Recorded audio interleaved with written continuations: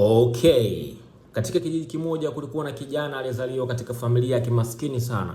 Tangu akiwa mdogo alijua maana ya maisha magumu. Wakati watoto wengine walikuwa wakicheza, yeye alikuwa akisaidia familia kutafuta mahitaji ya kila siku. Watu wengi waliomzunguka walimwambia kwamba hawezi kufanikiwa, walimuona kama mtu ambaye angeishi maisha yale yale ya umaskini milele, lakini ndani ya moyo wake kulikuwa na kitu ambacho hakuna mtu angeweza kumuondolea. Nacho kilikuwa ni ndoto yake.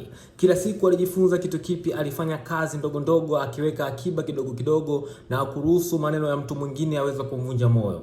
Kulikuwa na siku ambazo alikosa chakula kizuri, siku ambazo alishindwa na siku ambazo alifikiria kuacha, lakini alijiambia kushindwa leo haimaanishi nitashindwa milele.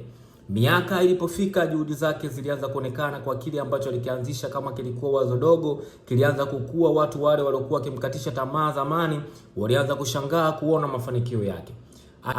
Alijifunza kwamba utajiri hauanzi kwenye mfuko wa mtu, ila utajiri unaanza kwenye akili yake. Alikuwa ni maskini wa pesa, lakini alikuwa tajiri wa imani, nidhamu na uvumilivu. Mwisho wa safari yake hakukumbukwa kwa sababu ya mali zake alizokuwa nazo, bali watu walimkumbuka kwa ujumbe alioachia: usidharau mwanzo mdogo, kwa sababu hata mti mkubwa huanza kama mbegu ndogo.